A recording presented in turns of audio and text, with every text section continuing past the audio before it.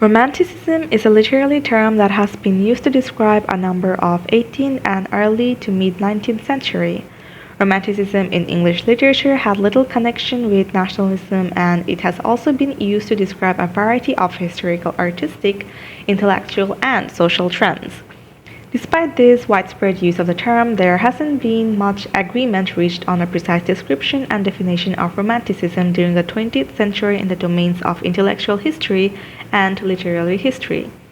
By giving new weight to feelings like awe, horror, and terror, especially those that are felt while facing the sublimity of untamed nature and its features, both of which are new aesthetics categories. The movement recognized strong emotion as a real source of aesthetic expressions.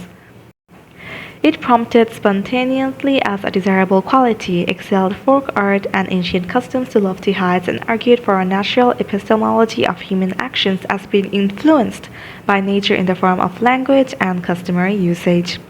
Transcendentalism is an idealistic philosophical and social movement that evolved in New England around 1836. Its followers embraced progressive ideas on feminism and communal life and taught that divinity spreads all of nature and people. It was influenced by Romanticism, Platonism, and Kantian philosophy. In our video, we will share the influence of the modern era on the Romantic and Transcendentalist poetry from the late religion and spirituality, national identity, and natural aspects. So the first poet I'm going to be talking about is John Keats. John Keats was born on October 31st, 1795 in Moorgate, London. Despite only having his work in print for 4 years prior to his passing, he was one of the major figures of the second generation of Romantic poets. Along with Lord Byron and Percy Bysshe Shelley, he was one of the most well-liked English poets by the end of the 19th century. Sensory imagery dominates Keats' poetry, especially in the Ode collection. His poems and letters are currently among the most read and studied works of English literature. Keats emphasizes these romantic ideas, the strange, the sensual, and the romantic, using a variety of poetic devices and themes. His odes all stand out as the best of all due to their sensuality and imaginative depth. Nature and tranquility are idealized in most of his odes. Keats have criticized industrialism and modernism while cherishing pastoral landscapes and used escapism in his poetry. It is his way to disorientate himself from the severe, heart-felting realities of life. He seeks his refuge in the imaginative world of poetry and consoles himself there away from any sort of turmoil in life. Keats was a forerunner of his time in fostering the concepts of an individual's freedom from the limitations of religious superstition and encouraging the authority of spirituality and intellectual development. John Keats was a representative of the time that was fond of the ideas of the Enlightenment. He also managed to outstrip his contemporaries in the vision towards the world. In the works of Keats, it is possible to find skepticism towards religious beliefs. He constantly criticized religious beliefs, contrasting them with the advantages of knowledge. The atrocities committed by some religious cults made Keats detach himself from any form of religious beliefs. Following the ideas of the Enlightenment, Keats manifested his perception of religion in the sonnet written in disgust of vulgar superstition, where his negative attitudes towards this matter is straightforwardly expressed. It is possible to note the tone of Keats' sonnet. He shows his skepticism to people who are willing to put themselves in the gloominess and horror of prayers, and he also states that those overwhelmed with religion will die like an outburnt lamp, avoiding joy of life and true knowledge. The metaphor of outburnt lamp compares religion's mindset to emptiness and senselessness of existence in the grip of superstition. Keats acknowledged the existence of God, but he did not accept the existence of religious thought. Yet the ideas embodied in Keats' poetry have given hope and joy to generations after him. He accepted not the conventional image of God, but more of its archetypical form, believing that God exists on a level of the human psyche. The poet prompted individuality and human thoughts opposite to religious prejudice. Keats neither characterized nor specified how he saw God, but his poems reflect his perception clearer.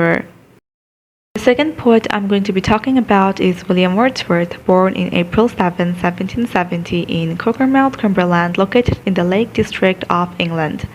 He hailed as a Romantic movement's champion in the early 19th century. Its origins can be traced back to Dorothy Wordsworth's journal, where she recalls a casual stroll with her brother, during which they discovered the beautiful daffodils. The poem "I Wandered Lonely as a Cloud" is regarded as a masterpiece of Romantic-era natural imagery poetry. William Wordsworth had written lovely poetry full of sweet imagery, usually about the natural world. His poems frequently had melancholy undertones. Wordsworth witnessed the French Revolution, which he initially supported but later condemned. He was a forerunner of the Romantic era in poetry, and his early Romantic poems were heavily criticized as an outcome. "I Wandered Lonely as a Cloud" is an outstanding lyrical poem in the form of a first-person point of view. The daffodils are the most iconic symbol in this piece, as they are the symbol of rebirth and pure joy, celebrating the beauty and purity of nature as well as the bliss of tranquility. They are referred to as host or crowd because they are in a group all together, being a source of unparalleled beauty for the poet hailing from the Romantic era. The poem begins with a symbolic reference to a cloud that is always wandering and lonely.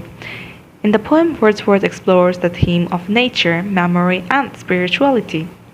These three are linked together as the speaker walks through a beautiful landscape. He finds joy in the sight of daffodils and finds solace in nature. At the same time, Wordsworth delves into the subject of memory.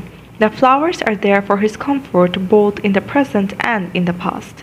Although the title indicates a cloud, the poem is not about one. It is instead about a swarm of golden daffodils dancing alongside the lake and underneath the trees.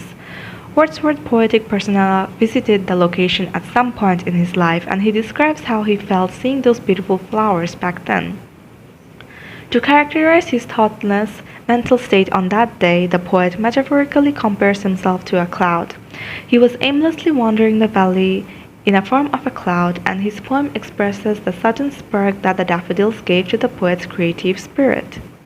The third poet, Emily Elizabeth Dickinson, was born in 1830. Her family is a devout Calvinist, though she did not go to church and she chose not to believe in some of the doctrines like total depravity, limited atonement, and pedestrian. Her works were published 4 years after her death and now became the identity of America.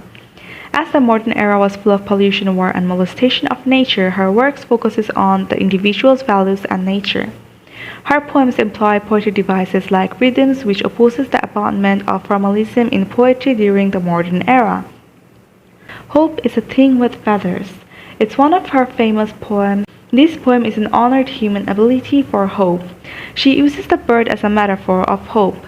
That is like a bird that perches in the human should forever, and nothing can stop a human from having hope. It is that hope is in a human soul, not from rational and not very logical, nor can be controlled by humans, and is stronger than one can imagine. Even storms, the chilliest land, and the strangest sea could not stop hope.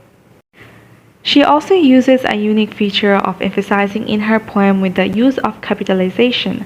For example, the capitalization of Gale in stanza 2, line 1 that stresses in the hardest time, hope is always there for the persona.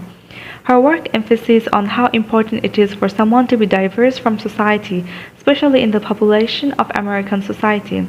Her work continued to have influence on great writers like Sylvia Plath, though she became an important 19th century poet. Last but not least, Walt Whitman.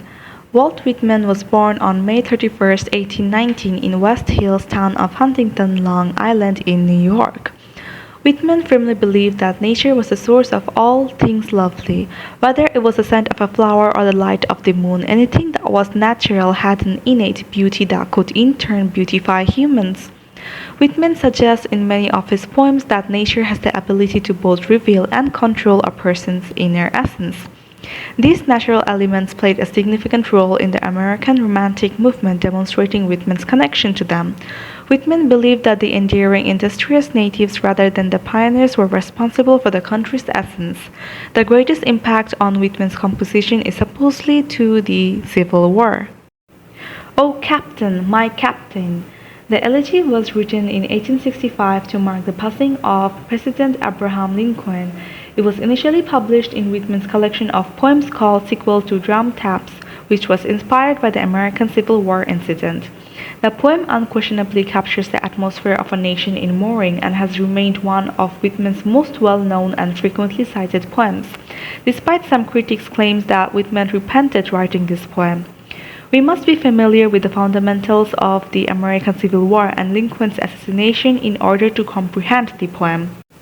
Whitman bases his portrayal of Lincoln's bravery in "Oh Captain, my Captain" on his ability to keep the Union intact or steer the ship of state securely to port.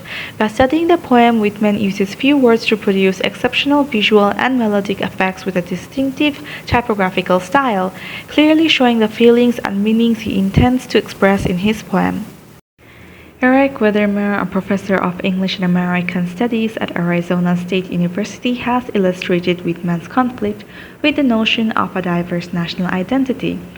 Whitman had a tendency to erase some features of America in his attempt to unite it, particularly its pre-Columbian and Spanish elements.